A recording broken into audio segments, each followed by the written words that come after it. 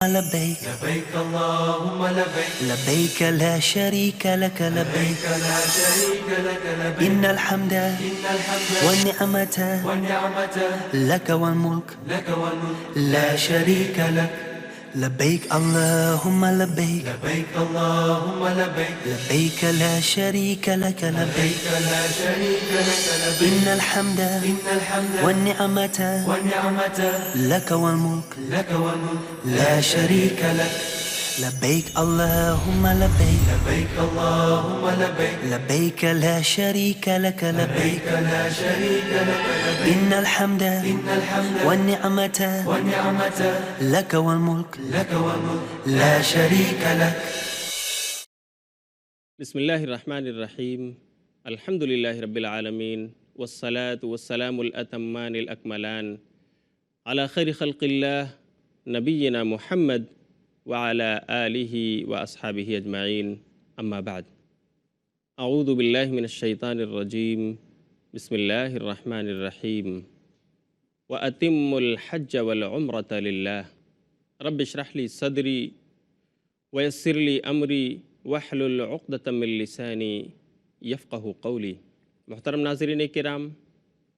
فضائل حج اس سیریز میں آج ہم پھر آپ کا پرتپاک استقبال کرتے ہیں. السلام علیکم ورحمۃ اللہ وبرکاتہ. شاید آپ کو یاد ہو، پچھلی ایپیسوڈ میں ہم نے آپ سے گفتگو کیا تھا حج کی شرائط کے موضوع پر کہ حج کس انسان پر فرض ہوتا ہے اور کب فرض ہوتا ہے، اس کی شرائط کیا ہیں، جس میں ہم نے آپ کو بتایا تھا کہ حج فرض ہونے کی اہم شرائط 5 ہیں کہ آدمی مسلمان ہو، بالغ ہو، عاقل ہو، آزاد ہو، اور اسی طرح وہ صاحب حیثیت ہو، مستطیع ہو. اور پھر ہم نے آپ کو بتایا تھا کہ انسان مستطیع کب ہوتا ہے؟ جب اس کا راستہ پرامن ہو، جب اس کے پاس اس کے سفر کا پورا خرچ برچ موجود ہو، اس کے لیے سواری کا بندوبست ہو، اور اسی طرح وہ خود صحیح الجسم اور سلیم البدن ہو کہ وہاں پہنچ کر وہ حج کے ارکان بنفس نفیس خود ادا کر سکتا ہو، اسے کسی کا سہارا نہ لینا پڑے، وہ کسی کا دست نگر نہ ہو.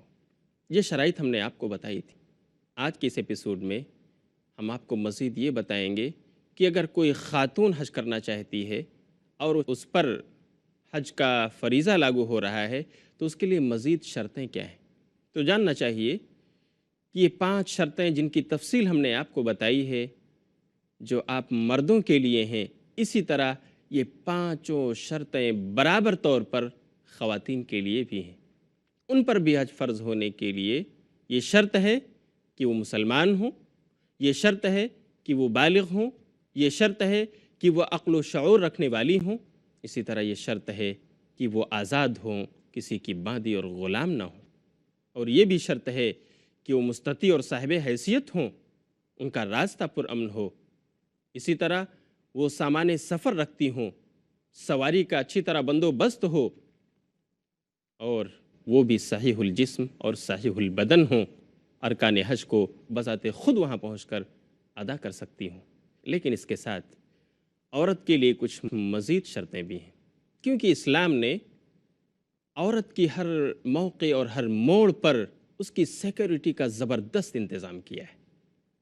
بہت ہی محتاط اقدامات کیے ہیں اسلام نے خواتین کے تعلق سے. حج جیسے فریضے کی ادائیگی کے وقت بھی اسلام نے خواتین کو فراموش نہیں کیا. اسلام نے انہیں مردوں کی طرح برابر کا حق دیا. جس طرح مرد حج کے لیے جا سکتے ہیں، ایسے ہی خواتین بھی جا سکتی ہیں. جس طرح مرد مستطیع ہوا کرتے ہیں، بالکل اجازت ہے اسلام میں کہ ایک عورت، ایک خاتون بھی مستطیع ہو، اور اگر وہ مستطیع ہے تو اس پر حج فرض ہوگا، اس شرط کے ساتھ کہ اس کے ساتھ اس کا کوئی محرم، اس کا شوہر، اس کا بھائی، اس کا اپنا بیٹا، اس کے ماموں، اس کے چاچا، محرم لوگوں کی جو فہرست ہے، ان میں سے کوئی نہ کوئی اس سفر حج میں اس کے ساتھ ہو. یہ مزید شرط ہے کسی عورت کے لیے حج فرض ہونے کا. اگر عورت تمام شرائط رکھتی ہو، مسلمان ہو، عاقل ہو، بالغ ہو، اس کا راستہ پرامن ہو، پرخطر نہ ہو، اسی طرح سامان سفر اس کے پاس دستیاب ہوں، اچھی سواری اس کے پاس ہو، اور وہ صحیح البدن بھی ہو، تمام شرطیں اس کے پاس موجود ہیں، لیکن صرف اس کے پاس محرم نہیں، تو حج کا فریضہ ساقط، اب اس کے اوپر حج فرض نہیں ہے۔ آپ ملاحظہ کیجئے اسلام نے کس قدر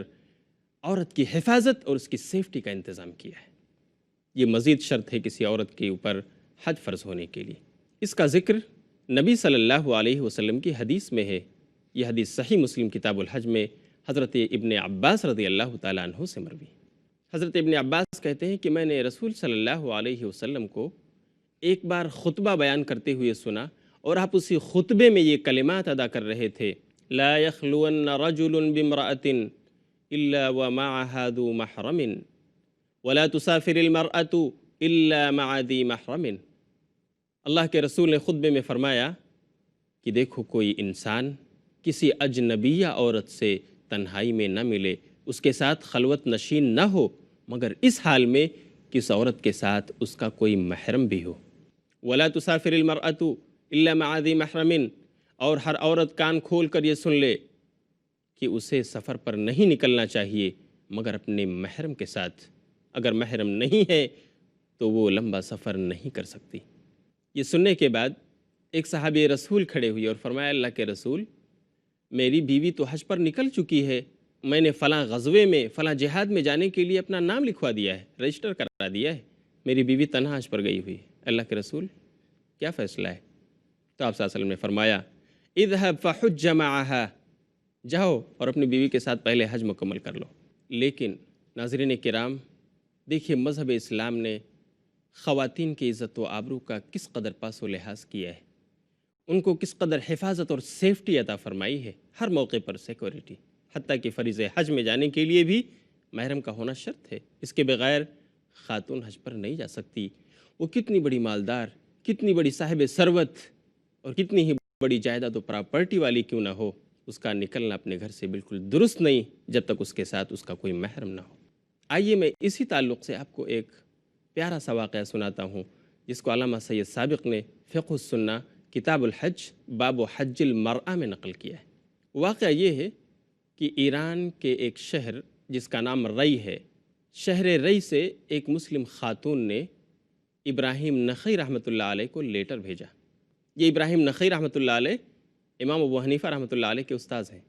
خاتون نے اس لیٹر میں یہ سوال کیا کہ ابراہیم نخعی رحمۃ اللہ علیہ، میں اب تک حج فرض ادا نہیں کر سکی ہوں، حالانکہ میں ایک مالدار خاتون ہوں، صاحب ثروت اور صاحب جائیداد ہوں، بس پریشانی یہ ہے کہ میرے پاس کوئی میرا محرم نہیں ہے، تو میرے بارے میں شریعت کا کیا حکم ہے، مجھے خبر دیجیے اس کے بارے میں۔ ابراہیم نخعی رحمۃ اللہ علیہ نے اس خاتون کو جواب دیتے ہوئے صرف ایک جملہ لکھا، اس جملے کے الفاظ یہ تھے، انکی ممن لم یجعل اللہ لہ سبیلا، کہ اے پیاری خاتون، دیکھو آپ کا شمار ان لوگوں میں سے ہے جن پر اللہ نے حج فرض ہی نہیں کیا،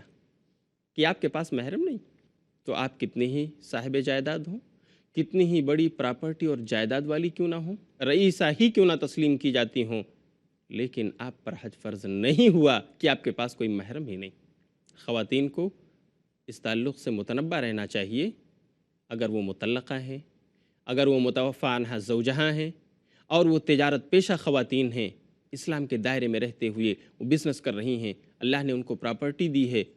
جائیداد میسر فرمائی ہے، جس طرح حضرت خدیجہ رضی اللہ عنہا کو اللہ نے دیا تھا،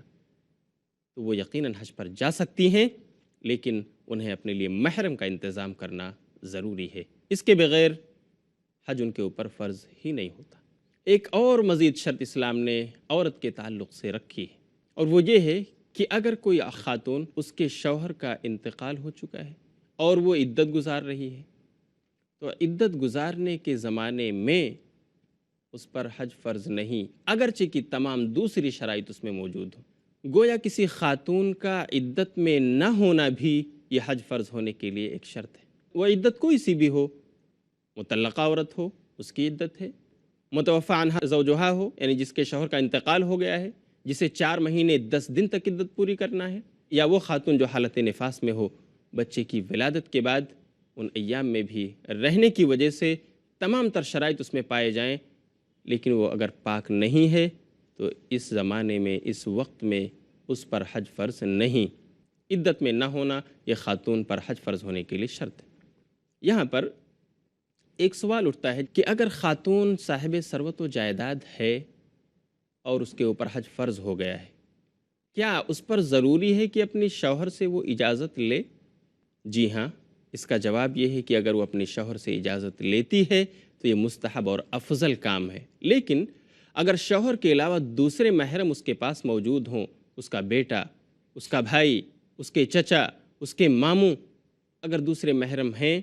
اور وہ مال و جائیداد اور پراپرٹی والی ہے، اس پر حج فرض ہو چکا ہے، تمام شرائط موجود ہیں،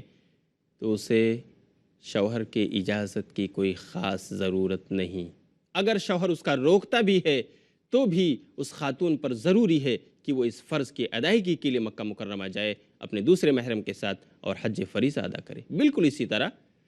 جس طرح خاتون کے اوپر 5 وقت نمازیں فرض ہیں، اگر ظہر کی اذان ہو جائے، خاتون نماز پڑھنے جا رہی ہو، اس کا شوہر اسے روکے کہ نماز نہیں پڑھنا ہے، تو یہاں شوہر کی اطاعت ضروری نہیں، کیونکہ اللہ کی نافرمانی ہو رہی ہے۔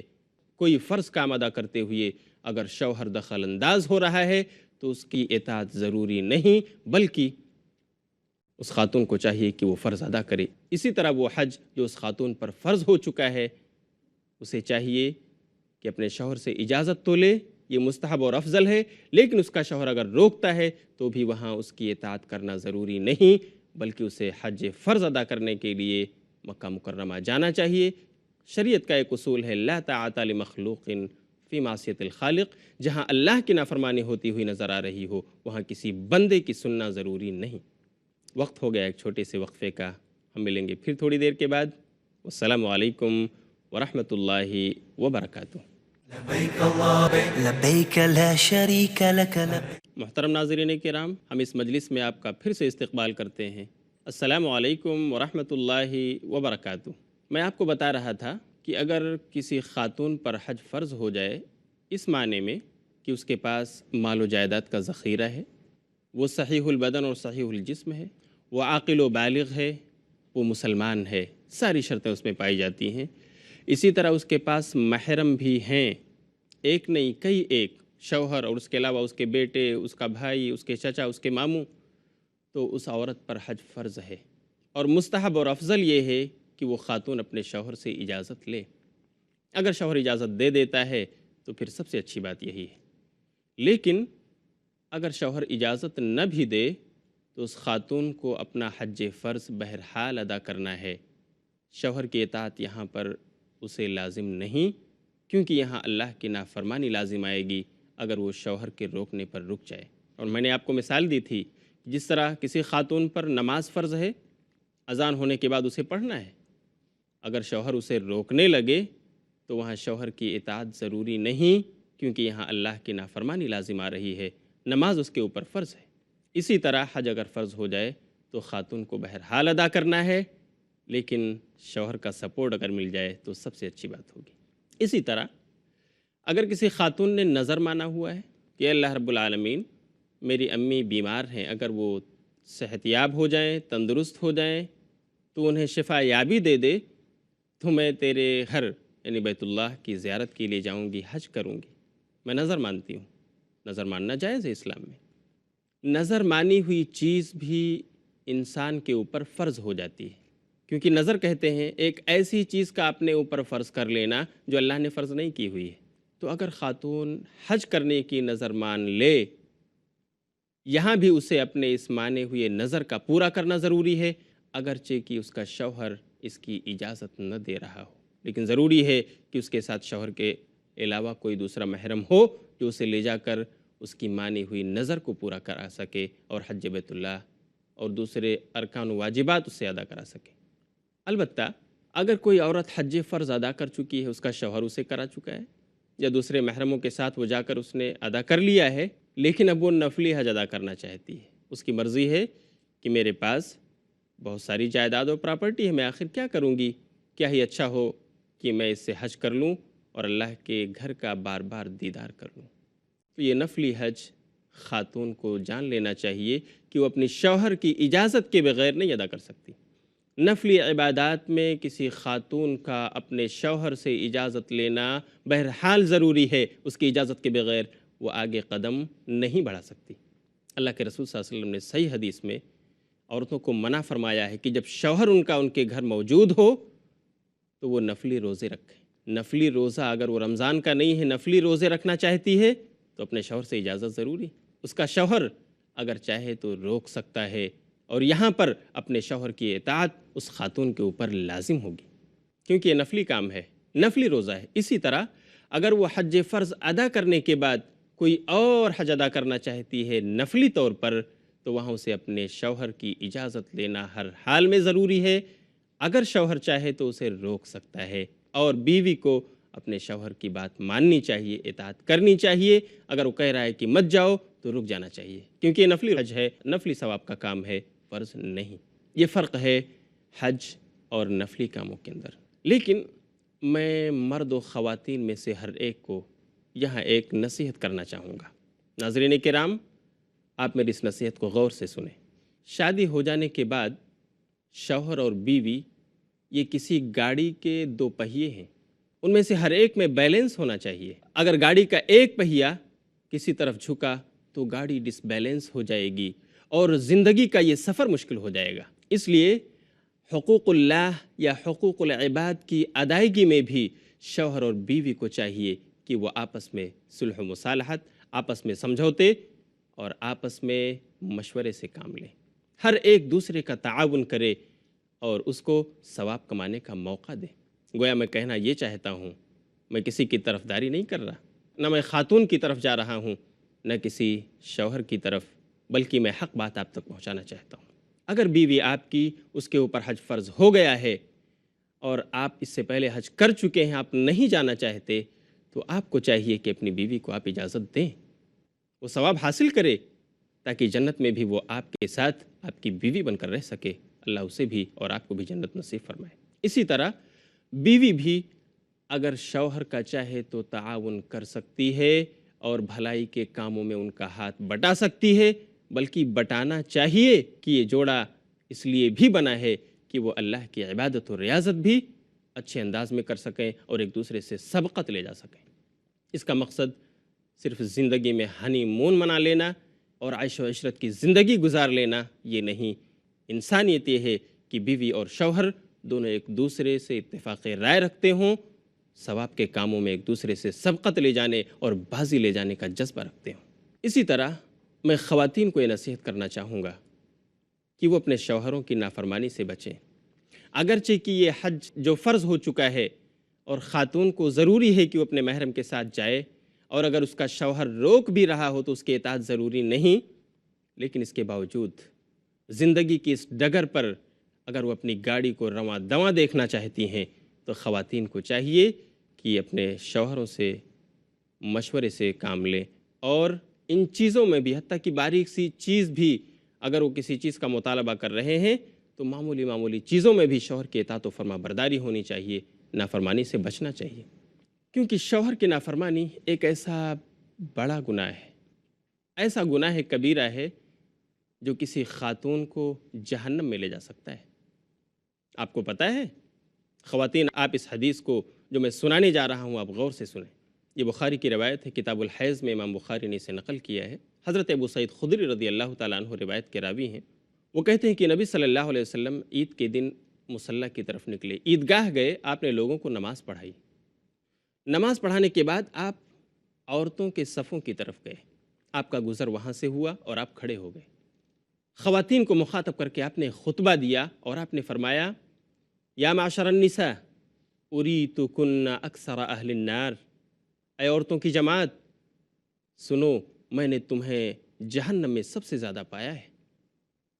عورتیں یہ سن کر حواس باختہ ہو گئیں اور کہنے لگیں، اللہ کے رسول، وبیما یا رسول اللہ، آخر وجہ کیا ہے؟ کون سی ایسی چیز ہے جس کی وجہ سے آپ نے ہم سب کو جہنم میں زیادہ پایا؟ اللہ کے رسول نے دو اسباب بتائے اور کہا، تکثرن اللعن وتکفرن العشیر، اس کی وجہ یہ ہے کہ تم لعن طعن زیادہ کرتی ہو،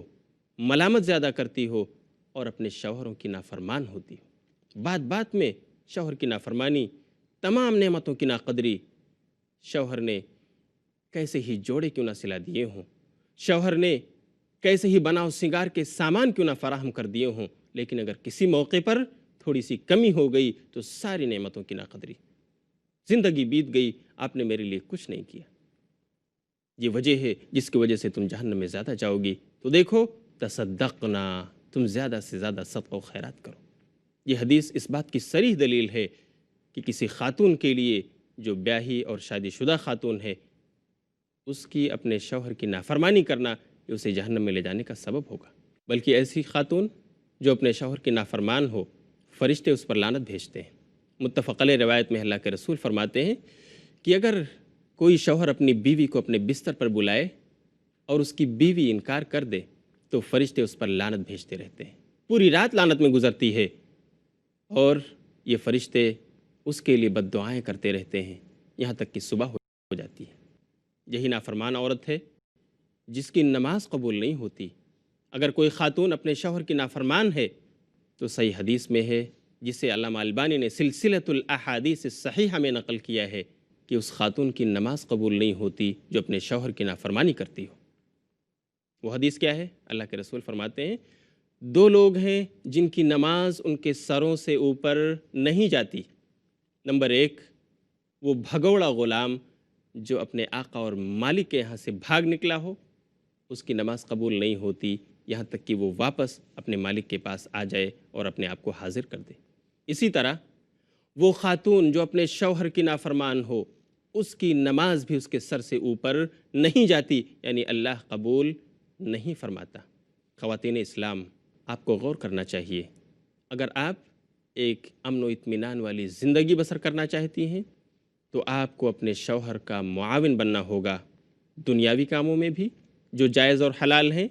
اس کی تجارت میں، اس کے بزنس میں آپ ہاتھ بٹا سکتی ہیں، آپ اسے وقت پر ناشتہ دے کر ثواب حاصل کر سکتی ہیں، وقت پر اسے لنچ پہنچا کر آپ اللہ سے اجر عظیم کا مطالبہ کر سکتی ہیں، آپ اسے شام کا کھانا اس کے دسترخوان پر مہیا کر کے، اسے ایک گلاس پانی دے کر اس کی خوشی حاصل کر کے آپ جنت کما سکتی ہیں۔ یہ بہت بڑی نعمت ہیں۔ اسی وجہ سے اللہ کے رسول صلی اللہ علیہ وسلم نے ایک حدیث میں فرمایا، جو صحیح روایت ہے، کہ اگر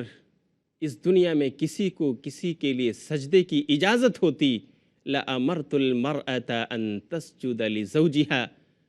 تو میں بیوی کو حکم دیتا کہ وہ اپنے شوہر کو سجدہ کرے، لیکن اب اس روئے زمین پر کوئی انسان کسی دوسرے کے سامنے سر نہیں جھکا سکتا۔ یہ ہے شوہر کا مقام۔ اس لیے حج کا معاملہ ہو، عمرے کا معاملہ ہو، یا دوسرے ثواب اور نیکیوں کا معاملہ ہو،